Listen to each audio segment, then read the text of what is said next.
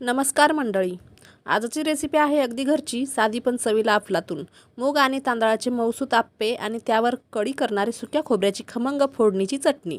गरमागरम आप्प्यांचा पहिला घास आणि चटणीची अशी चव की चहा बाजूलाच राहील. ना मैदा ना बेकिंग सोडा, फक्त पौष्टिक मूग तांदूळ आणि घरची शुद्ध चव. नाश्त्यासाठी, डब्यासाठी किंवा पाहुण्यांसाठी परफेक्ट रेसिपी. चला तर मग वेळ न दडवता या खास चवदार आणि आरोग्यदायी रेसिपीकडे वळूया. तर सर्वात आधी मी चटणी बनवून घेणार आहे. त्यासाठी मी थोडी कोथिंबीर घेतली, थोडासा लसूण, 4-5 हिरव्या मिरच्या आणि इथे अर्धी वाटी सुकं खोबरं.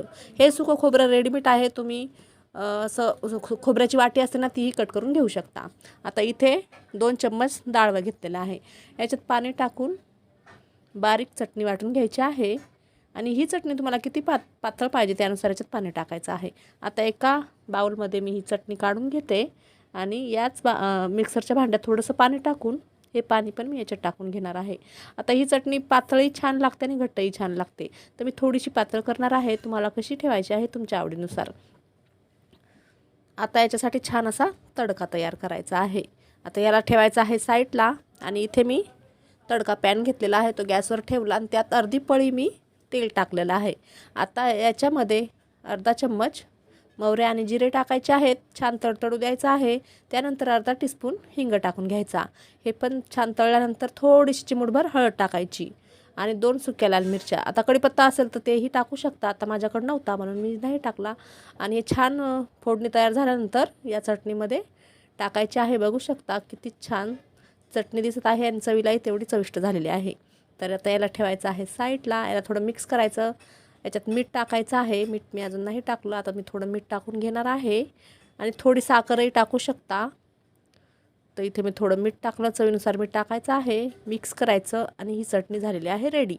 आता आपण बनवणार आहोत आप्पे. तर आप्प्यासाठी काय करायचं आहे, 1 वाटी मी मुगाची डाळ घेतली आहे किंवा अख्खे मुगही घेऊ शकता आणि 1 वाटी तांदूळ. हे मी रात्रभर भिजत घातलं होतं आणि सकाळी मी ह्याला वाटून घेतलं.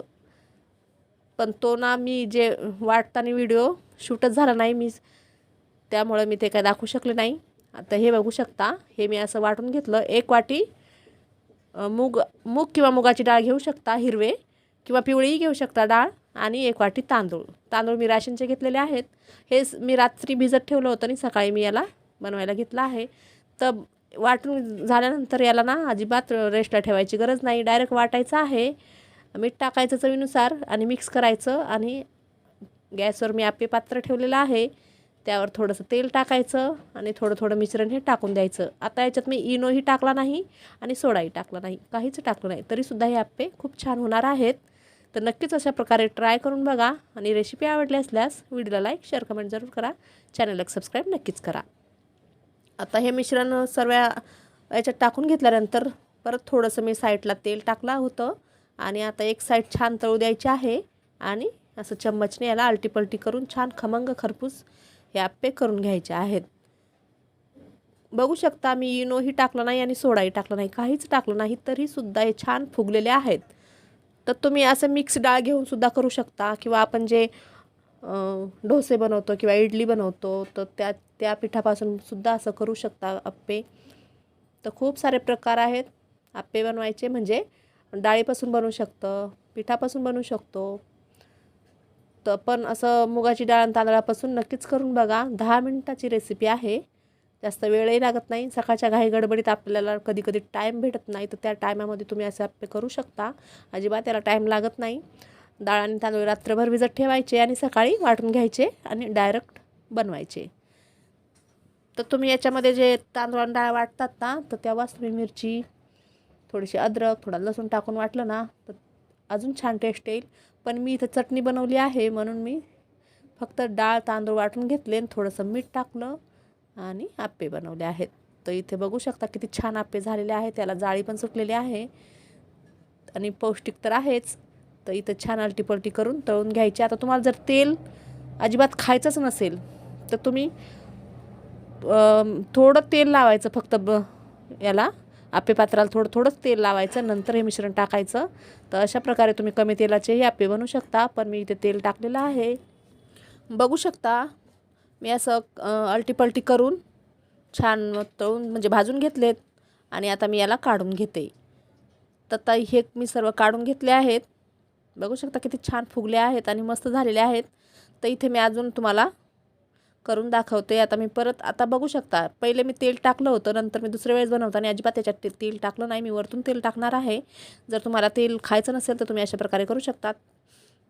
कमी तेलाचंही करू शकता किंवा जास्त तेलाचंही करू शकता. मी पहिलं तेल नव्हतं टाकलं, पण नंतर मी थोडं थोडं वरून टाकलं आहे.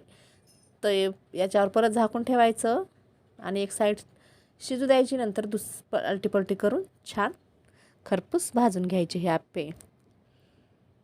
तर आहे ना पौष्टिक नाश्ता, तर नक्कीच अशा प्रकारे करून बघा आणि मला कमेंट बॉक्समध्ये सांगायला विसरू नका. आता ही एक साईड भाजलेली आहे, चेक करायची आहे. जर असं लगेच चम्मचने अल्टीपल्टी झालं तर समजून जायचं एक साईड झालेली आहे, तर अल्टीपल्टी करायचं आहे. तर हे दुसऱ्यांदा बघू शकता किती छान अजून जाळी सुटलेली आहे. तर इथे आप्पे रेडी आहेत. आता मी प्लेटमध्ये घेते आणि वाटीत चटणी घेते, जी मी चटणी बनवली आहे. तुम्ही असे नुसतेही खाऊ शकता किंवा चटणीसोबत खाऊ शकता किंवा तुम्ही शेंगदाण्याची चटणीही बनवून खाऊ शकता. तर इथे मी सुक्या खोबऱ्याची चटणी बनवली आहे. आता मी तुम्हाला एक तोडून दाखवते. आतपर्यंत छान जाळी सुटली होती, वरतून खरपूस, आतून सॉफ्ट झालेले आहेत, एकदम स्पंजी झालेले आहेत. हे बघा, आतपर्यंत छान असं फुगलेलं आहे आणि मस्त झालेत. तर ही रेसिपी रेडी आहे, मुगाची डाळ आणि तांदळाचे आप्पे. तर रेसिपी आवडली असल्यास व्हिडिओ लाईक शेअर कमेंट जरूर करा. चॅनलला सबस्क्राईब